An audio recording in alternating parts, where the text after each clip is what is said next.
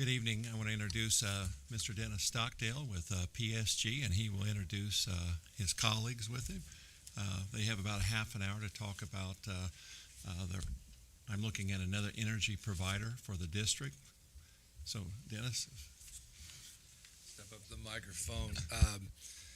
Used to board meetings. I spent 16 years in kind of a similar chair and all. And so I remember meetings like this, and I remember when groups would come in to talk, or I'd bring people in to talk, I always told them, keep it short, don't run over and get out. So, but what I have with us, Dennis Stockdale from PSG Energy Group, Jennifer Merzlek, our president, Brian McCormick is our vice president of operations, and Grant Beatus is one of our project managers, and he's been on site a little bit here the last couple of weeks as we've been doing some minor investigations and stuff. So, but he would be on site if selected. Right now, I'm going to turn it over to Jennifer, our president, let her kind of go through some stuff, and then I'll kind of walk you through the study, contracts, scopes, things like that, and we'll answer questions and get out of here and let you have your regular meeting. Jennifer. Hi, good evening, everyone. Thanks for having us here tonight. Like Dennis said, we're going to move pretty quickly through the material we have because we think like the most important part would be answering any questions or engagement with you guys. And you can also feel free to stop and ask questions along the way. But as I said, I lead PSG Energy Group. We're part of a portfolio of companies based in Indiana.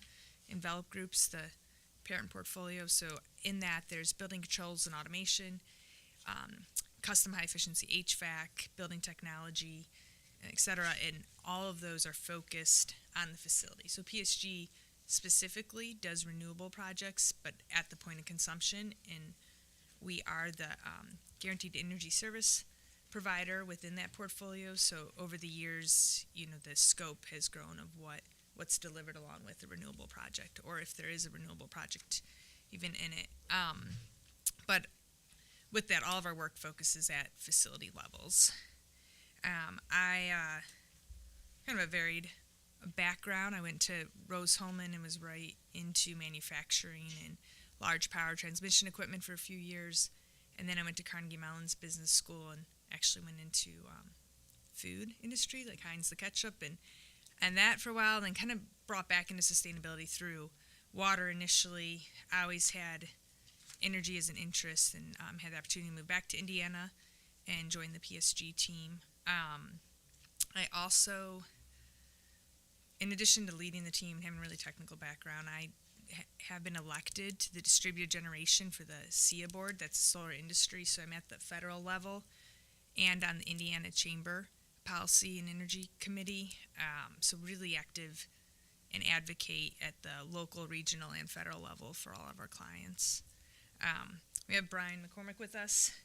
He has been with our team now since 2018, and prior to that, he worked with a regional general contractor for, I think, 17 years, right? Shield Sexton, if you've heard of them. So Brian has managed very large projects prior to solar and really built an outstanding construction operations team. Grant's part of that as well. Grant's really a fun add to our team because the district we started working with in 2018 is where he graduated out of. So it's been great to have him join the team, see it from all ends. And then Dennis, retired superintendent, who gives us great perspective and keeps that in mind. Prior to me being at PSG, I had not done as much with K through 12, but a lot in the commercial area. And one thing that's brought is now I have a lot of experience with the K through 12, but I still pull in commercial, and we've done some unique things where we bring commercial in and find partners that we could talk about more later, with especially within the environmental attributes that can come out of projects. I think I kind of went out of order. I talked about Envelop before us.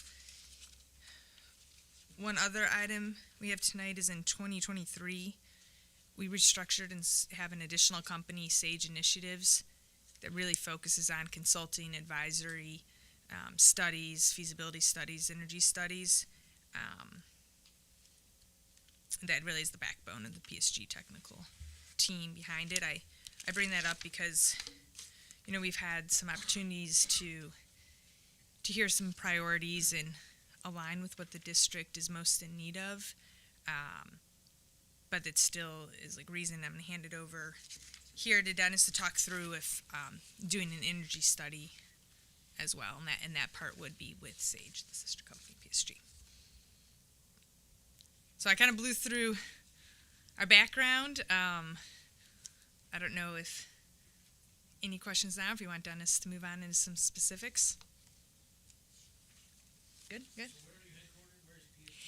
Indianapolis. Yeah. In K through 12 is probably our largest market sector. We have, I think, 14 or 15 schools in Indiana and another 6 in Illinois. Recurring projects with most of those schools. And then we do have, again, some higher ed. We have some commercial kind of, I offered it out to Kevin, and as things progress, and I know it's a secondary priority, but we have probably our closest solar arrays to here is at the Cook Group. We did their headquarters in their North America warehouse, so we could always take people on a tour if that comes into fruition and something you'd want to see. And the other thing about Cook Group, what's interesting is Sage Initiatives, we do a lot of their planning and stuff. Jennifer does with them. As far as in terms of the study, one of the things that over my career, I've seen a ton of these. I've done some, been a part of them on both sides, both ways. Always wanted to get away from looking at that study that created a 30,000 foot view, which really didn't say a lot in terms of really drilling down into what the actual needs are. And it was kind of a dog. We were kind of a dog and pony show every time we had those meetings. We'd come in and present. And so what I wanted to do when I came to PSG is kind of flip the script and start looking at not only the projects that we do, but like the study and things we do, looking at it from the lens that I had, looking at it from the superintendent and school board standpoint instead of the other way where you work from the whatever group's doing the study down. With that being said, what makes it unique about this approach is it's your study is not a canned study that with a lot of templates. It is your study will be targeted and will work in conjunction with your strategic plan that you already have going. You don't need to spend money twice. And the second part of that too is working with the board and administrative team, Donnie, your maintenance, is we can really drill down and get actual information, the usable actual information to make those decisions and not have to really weed through a lot of fluff. So I wanted to make sure that what we do is really intentional and it really meets the need of the school, not the needs of the company. So with that, the approach to the scope development, they're like anything, they're cornerstones. There's different components that you want to see. It's not limited. A study can be, it's your study. It's going to be developed your study. The scope is going to be determined not by us or the experts that we bring to the table to look at, whether structural analysis, roofing analysis, whether it's all that. It's going to be, it's going to rely solely on your expectations and work with you to build those expectations. But those components of the study, any study, is physical conditions, learning environment, student and staff safety, community stakeholder engagement, identifying needs and prioritizing projects, and then budget considerations. I think it's important that when you do a study, you've got to have a community component to it. There has to be that engagement. I learned that not the hard way, but in 2000, I think it was 2010, at Garrett as superintendent, we had to make some decisions on renovation and building and all. And we put together a heritage committee out of community and with our board and community members. And we sat down and we had some great discussions. I think Kevin's been in that building after we we finished it, and we were able to take components from the community that they lost and put it into the detail of the construction that we did. And so quickly learned that if you can have that community engagement piece working with your board, the decisions come a lot easier in the end. The other highlight that I think that needs to be is the student and staff safety. Number one concern. I went in, I had 2 districts, 2 schools, 2 buildings where the offices were in the center of the building. Wasn't safe at all. So we had to go through and navigate that and rework the whole floor plan and footprint to make sure that our kids and staff were safe. And so looking at that and what's the best way to do that in the safest way.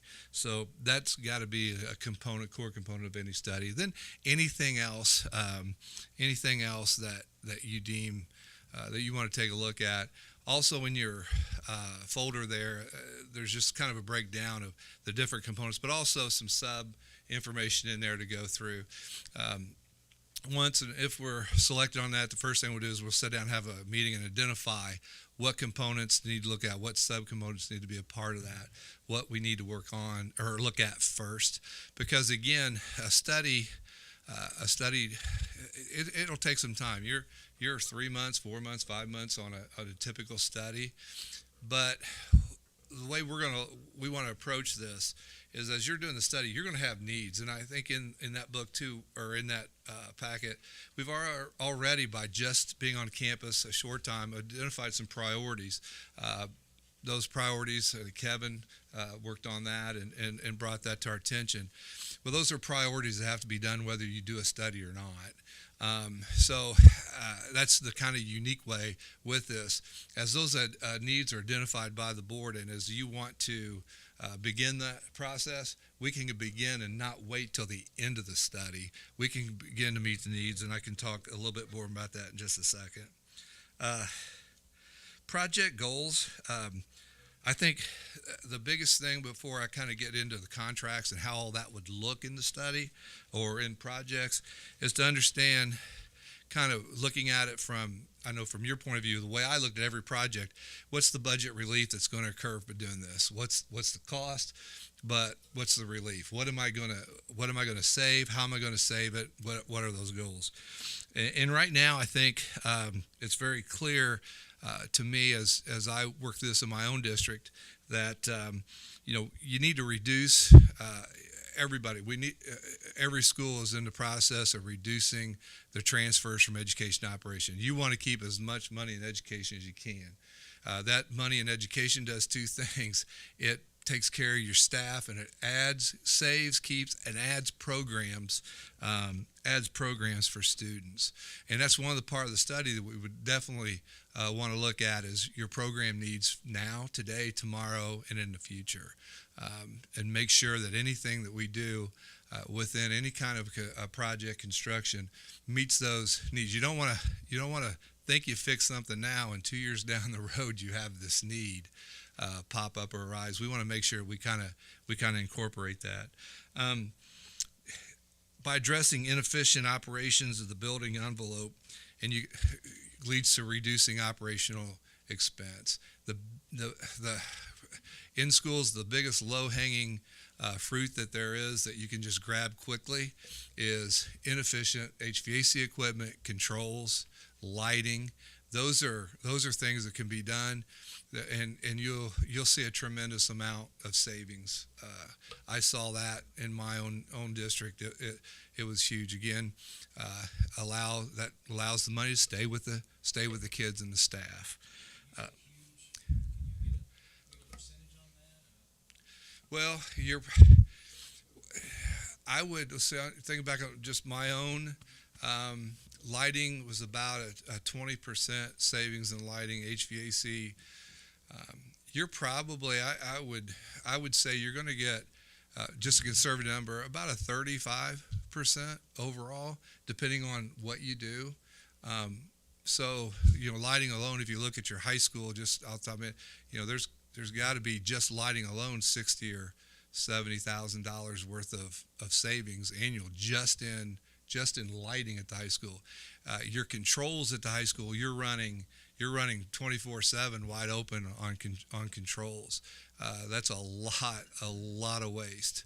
And by doing that, there's another 20% or so savings in there. And then if we get to the point, and again, looking at your needs, we're not going to come in and try to say, well, we do one of the things that we do well is solar. We're not going to come in and try to sell you solar and weed out and water down everything else. We're flipping that. We think that if we can provide all these savings and what we're doing here will allow the opportunity to maybe have some solar in the district. And the reason solar is important is if you're able to shift anything from your operations to debt service, and you can shift utilities there, that's that much more money you have a relief from operations, but also more money that stays in the classroom. Utilities are probably one of the very few things, especially with solar, one of the very few things you can wash out and absorb in debt service, and that is a true savings. So, you're probably looking at a considerable amount of savings. It's hard to determine what your solar would be, because if you do controls in the high school and new lighting in the high school, you may just need you may need a smaller array or smaller solar setup. So it's not a point to build this, try to build solar and then take care of everything else. Doesn't make sense. So you can reduce the amount of spend on solar by taking care of your controls, inefficient HVAC. But I think the high school has a lot of new equipment already. So those are the things that we would look at. Anything that we can reduce is, again, savings back to the district. One of the things that I also want to do is we talk about contracts and how all this plays out. Normally, in a situation like this, you would get one contract. You would work through a study to the end, come up with one overarching contract that encompasses everything, large dollar amount. The approach that we're going to use is simply this: as items become necessary that need to be done, it doesn't need to be fixed, or doesn't need to wait till the end of that contract. You could have in that 3 to 6 month period, you could have increase in equipment cost. You got equipment delays. Okay. If we do a phased contract approach, it really helps in a couple different ways. By doing smaller contracts, we can begin projects that need to be accomplished at a quicker rate. We're also, within our contracts, we're going to negotiate the markup on equipment material. I think it's important. I never saw that as in the contracts when I was sitting your seats. It's nice to kind of know what that agreed upon kind of negotiated markup is on equipment material. And again, and the other thing too is if you have the smaller contracts, I know what the team can do. I know what our partners have done. I've seen it. Have all the confidence in the world. So I have no problem, with that last bullet, saying you're not committed. If you have an overarching contract, you're committed for the whole. If you have $18-20 million contract with a company, it takes a lot to get out of that contract. What we're saying is we're going to perform. So each contract will kind of stand alone to the end. So if we don't perform or the contract doesn't perform, then we can separate from there.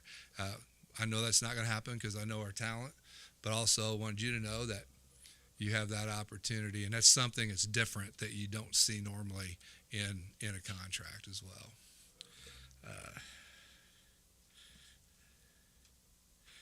And of course, next steps. We'll provide any follow-up information that you need. You'll select your GESC provider, and then we'll enter into a notice to proceed, and we'll hit the ground running. It's that simple. We've got a lot of expertise in a lot of different areas, and we have a lot of partners I've already introduced partners, Maverick Energy Group. We brought them in, looked at the gas, and I think you guys have gone to that consortium.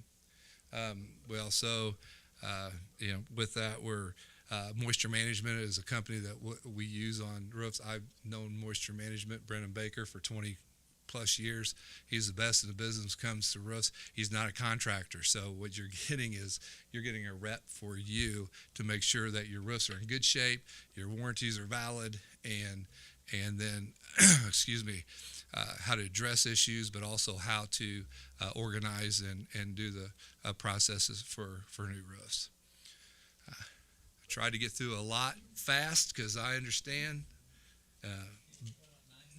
Being a retired superintendent, the worst thing you can do is put them in front of a microphone. So, yeah. You said you've been on site already, correct? Yeah, we've been. Okay. What's your initial impressions of our needs? Are they immediate? Are they pressing? Are you impressed with what we do have? Or what are your impressions? You have. It's like any school when you go into. You do have some pressing needs, especially in the area of energy. You're like controls and lighting. You got some roofing that's starting to come through. You've got your career center. You want. I think there's some goals to do some very unique things, but you need electrical service there. You don't have enough capacity. So my first impression is, wow, you've got extra programming or additional programming for kids. And we just need to make sure the infrastructure can account for that. So you have a lot. You have positive. You have a lot of positive and negative. I know I can communicate that better as we get into the study, because not only do you have the learning environment, the classroom, but also looking at the educational environment in programming and how all that stacks up. You've got a lot of areas that are well maintained by your custodial and maintenance. I always tell mine that floors, walls, and ceilings, that's what everybody looks at when they walk in. Make sure that those are up and you have that. You have some normal wear and tear that's ready to just be addressed. So you've got a lot of little things that'll add up.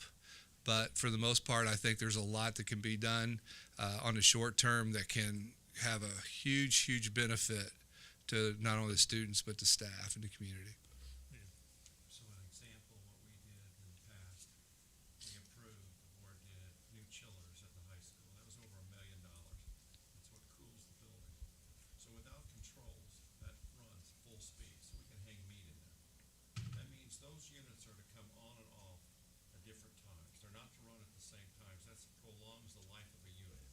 Right now, when we put those in, they run full speed, so you're wasting a ton of energy, and that's just one part of the district. Everything that we've been doing here has been looking at trying to come up, because we have a certain amount of money we can spend each year to keep the tax rate where it's at. So we already got a huge project going on at Shawswick and Needmore.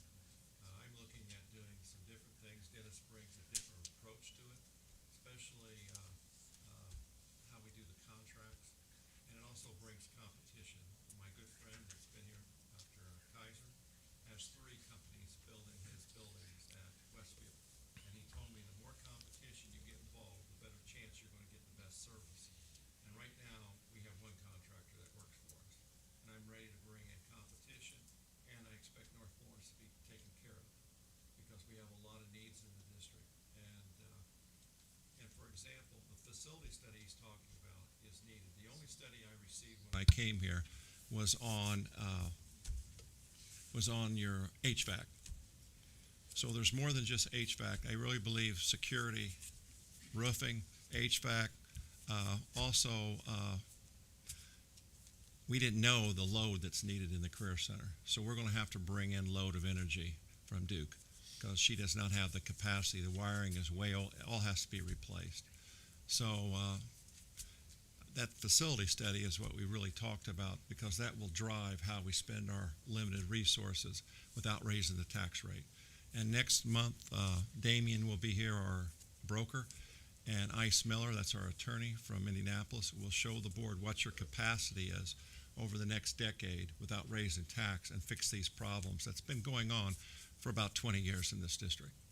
I think if you talk to our principals and looked at what's been left here over the last decade, there's been little investment in our buildings. We're almost redoing Shawswick and Nemore right now. I mean, the whole HVAC system, the roof system was shot. I mean, cosmetics. Kevin, we've only got about Yeah. 4 more minutes. Yeah. Before, So, I don't have anybody has any questions for PSG? I will say the controls, I did get information from Donnie, you still have buildings that are running on pneumatics, so your low-hanging fruit that could give you immediate return, I haven't seen pneumatics in 30 years. so. Have you seen our energy consumption data, like out of Duke? Yeah, we've got, we had that when we modeled the solar. Yeah, And that was just a high school, or is that several different sites? several different sites. We'll want to pull current. We had the past 12 months from 6 months ago, so we would want to pull current on everything for every usage to take a look at to do the evaluation of on Duke. And gas is already, I think Maverick has done a complete, and I have that information already from Maverick of your gas consumption, but we'd want to definitely to get that. And two, by having that and looking at, we're going to get to a better number in terms of That's your what I would ask. percentage. I think, I believe sometimes this stuff is overpromised, Oh, right? yeah. And said a raw percentage, 25% or 50%, and I think, let's talk kilowatt hours, because we know how many kilowatt hours we're burning, and let's talk how many you're going to give us, Yeah. or And- save us. So- And that's where, and I can say with Jennifer, that's the expertise of the team. Yeah, so even when our primary contract is solar, the first thing to do is we don't want to oversize systems. We want to reduce energy. It's not always as glamorous, but like the most cost-effective way is just to use less energy. So again, doing the study helps. Even some preliminary parts of the study is looking at your usage and then looking at, the square footage of the buildings and just seeing where you're at in a relative set of similar buildings will help identify some targets to reduce. And then once we go further into the study, we can understand. And more if we what's do there. updates to lighting and controls and all that, you'll be able to get a decent estimate of what the improvements would be based on those. Yes, yeah, what, That's Before part and of that after, study. right? Mm-hmm. I think, yeah, like you said, the proof is in the number of kilowatt hours used. So I'm a little confused as to the study and then the actions that result from the study, and are those severable such that we could compete them out ourselves, or how does that typically flow? I know we don't have much time here. I think it can definitely, the way it's set up, instead of having that 3 to 6 month period and have that overarching one study, here you go, is we're still going to have that study. We're still going to take all the time to do all the due diligence in every part of the facility, learning environment, programs, all that. But along the way, as that study's going, when things are relevant to do now, instead of waiting for that time, that's when we can break into those smaller contracts and get that done. And then we'd look at, how that, cost and the resources we have to drive those costs down on equipment and controls and things that we have some control over. and we can provide, so I think, what Don's saying, the study is, there's some right now priorities that you could kind of work in parallel, and then the study is going to also bring some more near-term and long-term. It's really like a roadmap for the district. And when it talks about individual items, we're happy to go out and get multiple quotes for most of this. Like, we would have options in equipment, options in providers if it was not a self-performing. But in the end, you would have that, you would have that opportunity if.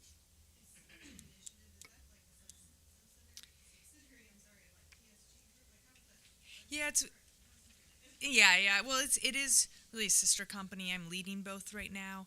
It has been structured on its own because the large corporate and some municipalities wanted a WBE, if you're familiar with XBEs, wanted that option. So it does stand alone, but is what we would call a sister company.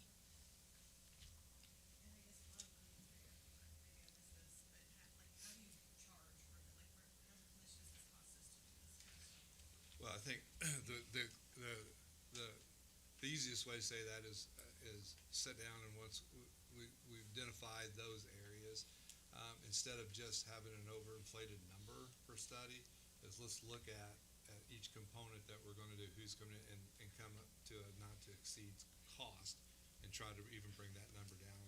Yeah, so for Further.